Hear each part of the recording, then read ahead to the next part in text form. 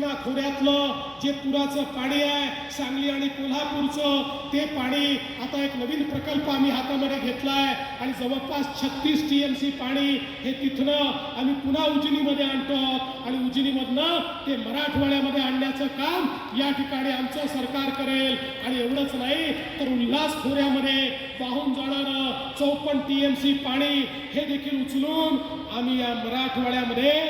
गोदावरीच्या खोऱ्यामध्ये आणणार आहोत आणि गोदावरीच्या खोऱ्याला तुटीच्या खोऱ्यापासनं त्या ठिकाणी पाण्याचं खोरं बनवून त्यातनं संपूर्ण मराठवाड्यामध्ये पाण्याचं जाळं विणण्याचं काम आम्ही करणार आहोत। मराठवाड्यातला दुष्काळ हा भूतकाळ काळाचा निर्णय आम्ही घेतलेला आहे आणि हे करत असताना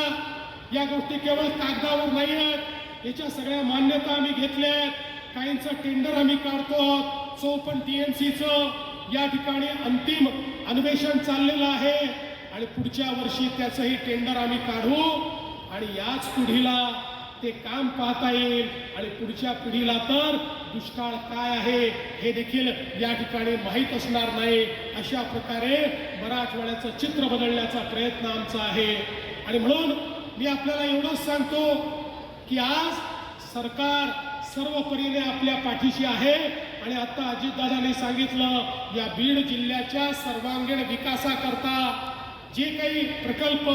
या ठिकाणी आमचे लोकप्रतिनिधी असतील आपण सगळे मिळून मांडाल, त्याच्याकरता अजितदादा असतील, मी असेल किंवा शिंदे साहेब असतील, आम्ही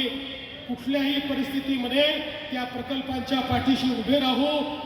हात अकडता न घेता त्या प्रकल्पांना आवश्यक तो सर्व निधी आपण उपलब्ध करून देऊ हा विश्वास मी आपल्या सर्वांना देतो। कृष्णा खोऱ्यातलं जे पुराचं पाणी आहे सांगली आणि कोल्हापूरचं ते पाणी आता एक नवीन प्रकल्प आम्ही हातामध्ये घेतलाय आणि जवळपास 36 TMC पाणी हे तिथनं आम्ही पुन्हा उजनीमध्ये आणतो आणि उजनीमधनं ते मराठवाड्यामध्ये आणण्याचं काम या ठिकाणी आमचं सरकार करेल। आणि एवढंच नाही तर उल्हास खोऱ्यामध्ये वाहून जाणारं 54 TMC पाणी हे देखील उचलून आम्ही या मराठवाड्यामध्ये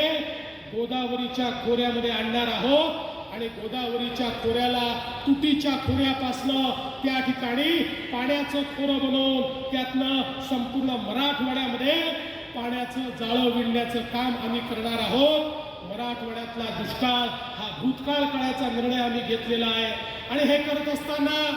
या गोष्टी केवळ कागदावर नाही आहेत, याच्या सगळ्या मान्यता आम्ही घेतल्या आहेत। काहींचं टेंडर आम्ही काढतो 54 TMCचं या ठिकाणी अंतिम अन्वेषण चाललेलं आहे आणि पुढच्या वर्षी त्याचंही टेंडर आम्ही काढू आणि याच पिढीला ते काम पाहता येईल आणि पुढच्या पिढीला तर दुष्काळ काय आहे हे देखील या ठिकाणी माहीत असणार नाही। अशा प्रकारे मराठवाड्याचं चित्र बदलण्याचा प्रयत्न आमचा आहे।